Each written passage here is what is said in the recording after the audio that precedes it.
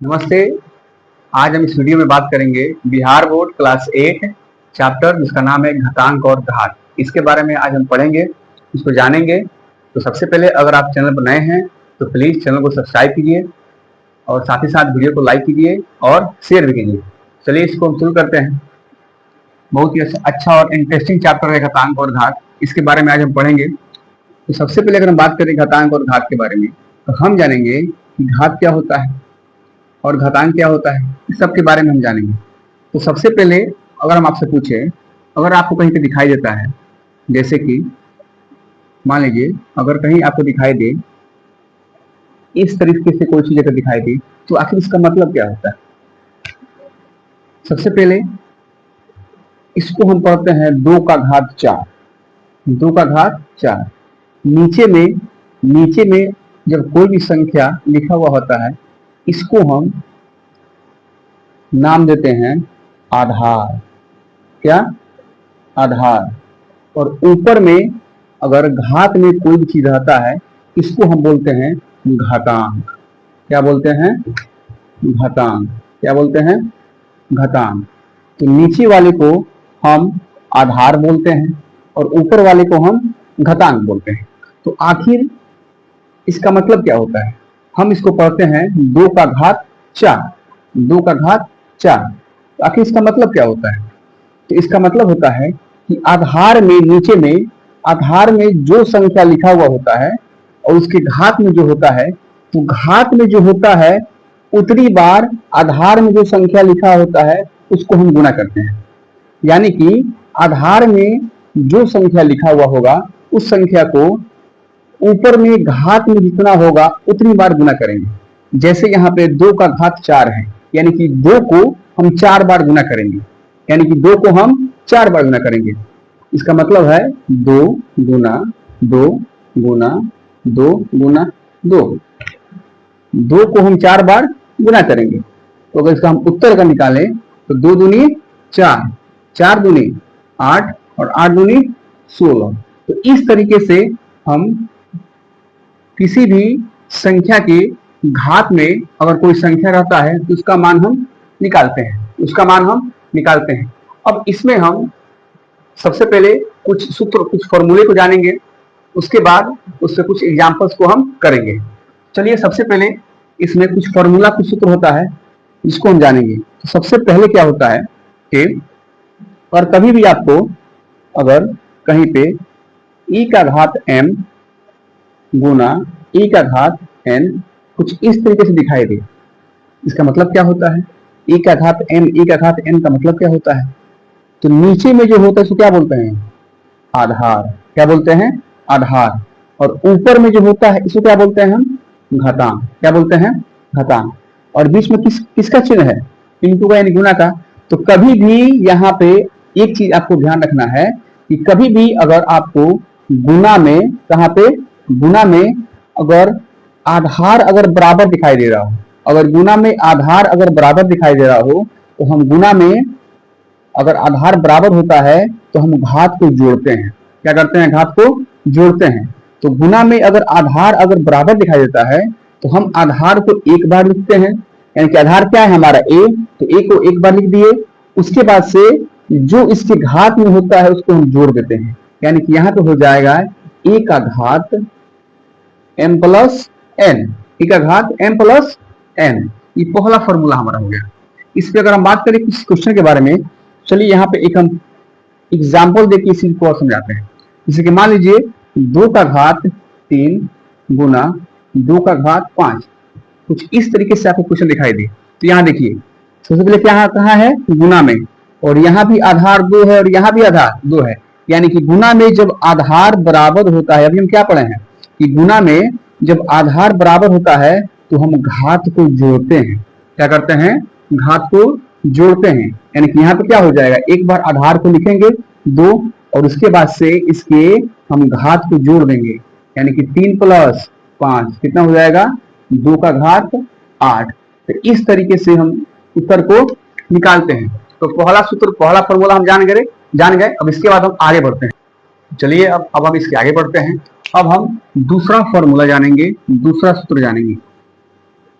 अगर मान लीजिए अगर कहीं पे आपको a का घात m भागा a का घात n और कुछ इस तरीके से दिखाई दे, जैसे कि पिछला जो हम सूत्र पढ़े हैं उस सूत्र में, उस फॉर्मूला में क्या था कि आधार वहां भी बराबर था लेकिन गुना में था। क्या था? गुना में था। लेकिन यहाँ भी आधार बराबर है लेकिन किसमें है? भागा में। किसमें है? भागा में। तो गुना में जब आधार बराबर होता है तो क्या बताएं कि घात को जोड़ते हैं, लेकिन अगर भागा में अगर आपको आधार बराबर दिखाई दे तो यहाँ पे हम घात को घटाते हैं। क्या करते हैं? घटाते हैं। तो सेम उसी तरह से जो आधार है उसको एक बार हम लिखेंगे और घात को हम घटा देंगे। घात को हम घटा देंगे।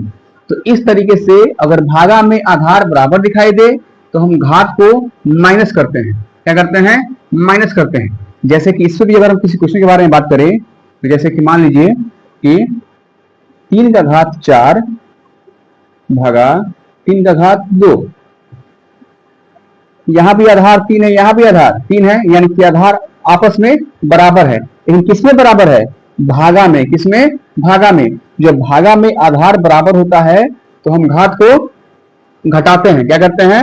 घटाते हैं। यानी कि 3 का घात 4 घटाओ 2 बराबर 3 का घात 4 में से 2 गया 2। तो इस तरीके से हमारा उत्तर निकल के आता है। तो गुना में अगर आधार बराबर होता है तो हम घात को जोड़ते हैं, भागा में अगर आधार बराबर होता है तो हम घात को घटाते हैं। क्या करते हैं? घटाते हैं।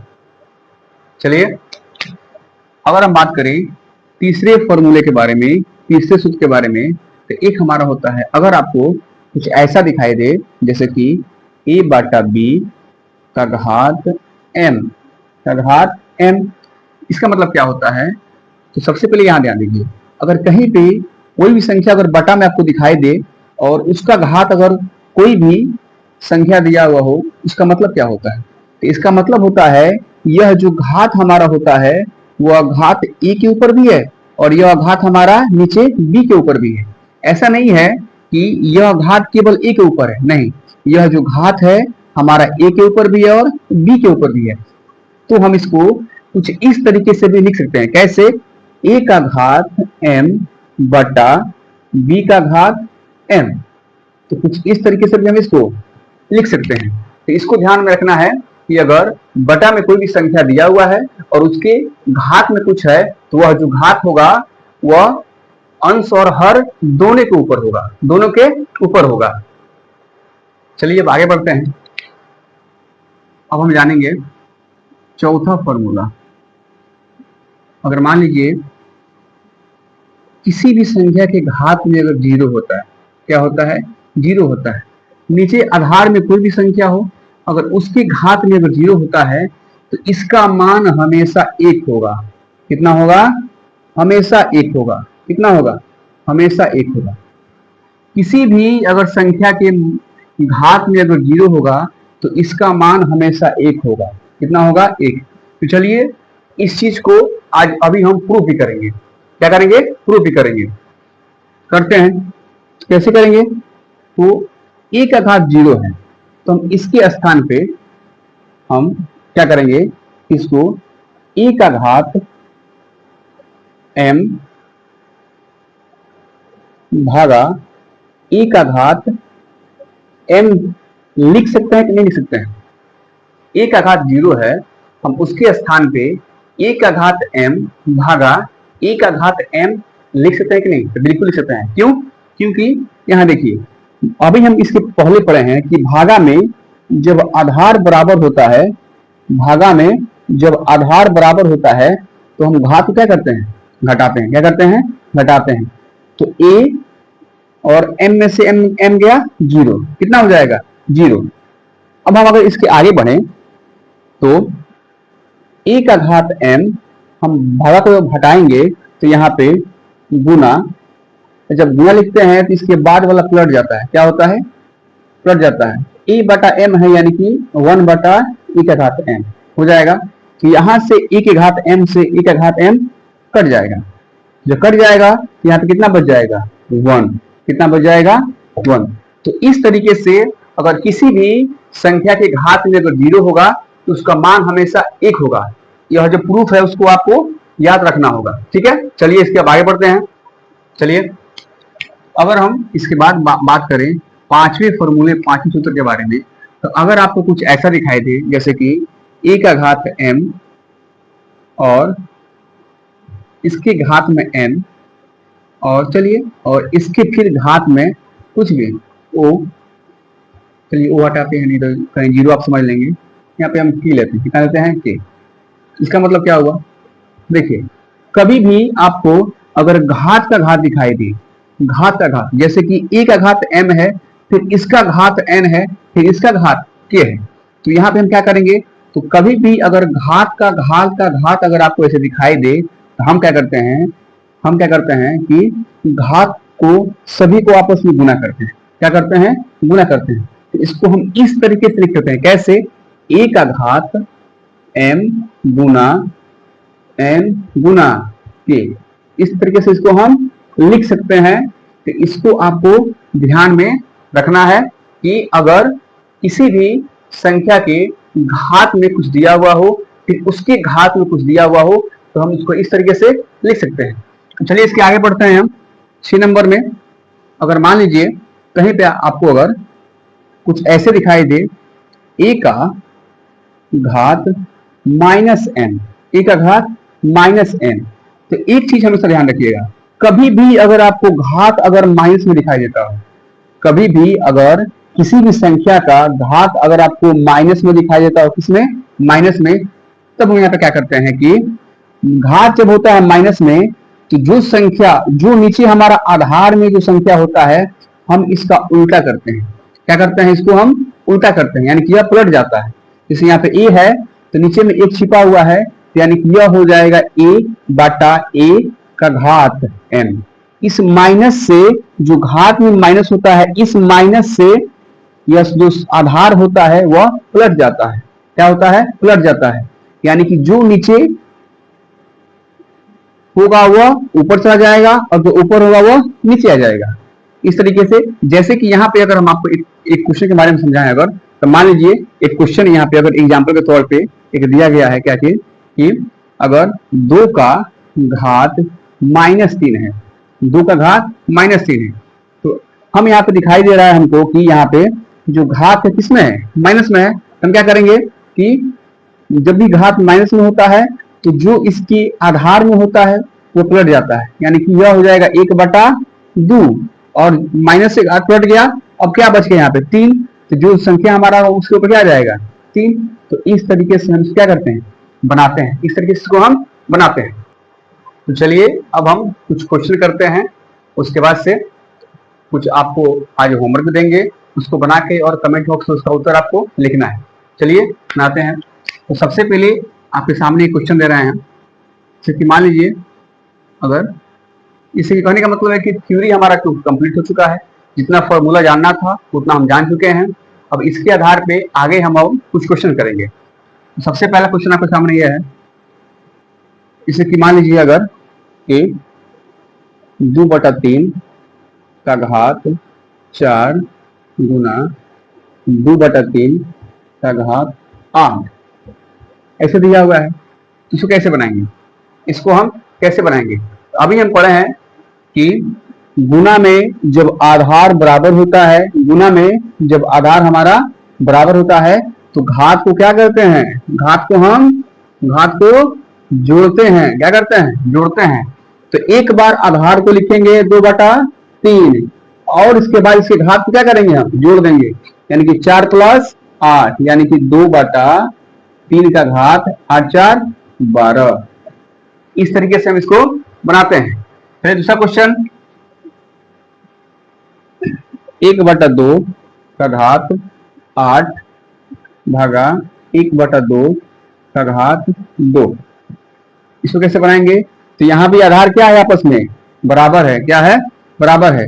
जब आधार बराबर होता है और भागा में, तो घात को क्या करते हैं, हम घात को घटाते हैं, यानी कि एक बार आधार को लिखेंगे, उसके बाद जो घात में होगा उसको घटाएंगे, यानी कि 8 - 2 कितना हो गया, 1/2 का घात 8 में से हो गया 6। ठीक है, तो इस तरीके से हम इसको बनाते हैं। चलिए, तो अगर मान लीजिए दूसरा क्वेश्चन 3/2 का घात 3 और फिर इसका घात 2 इस तरीके से दिया हुआ।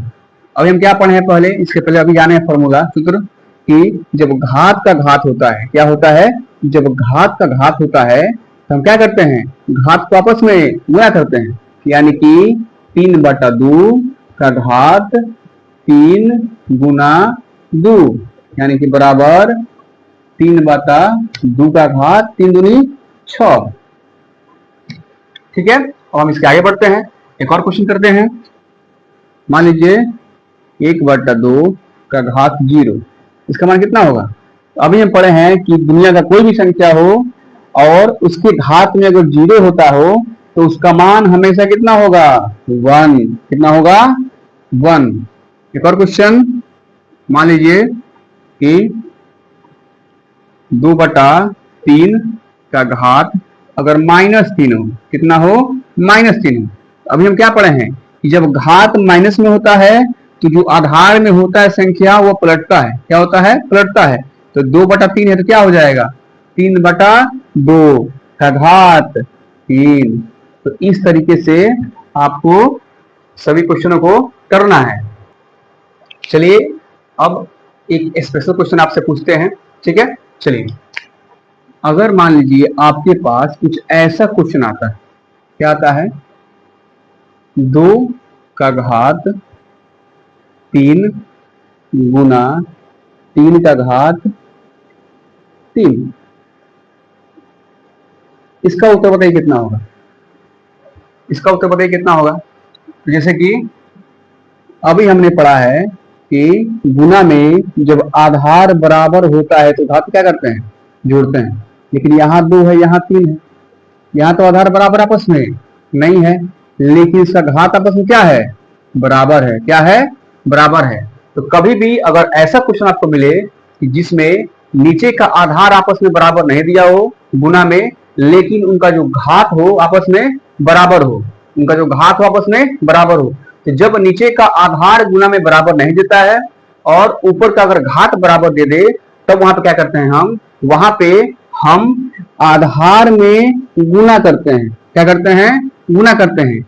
यानी कि यहाँ पे हम आधार में गुना करेंगे, यानी कि 2 गुना 3, यानी कि 2 गुना 3 का घात, और एक बार घात को हम लिख देते हैं, यानी कि क्या हो जाएगा, 3 दूनी 6 का घात 3।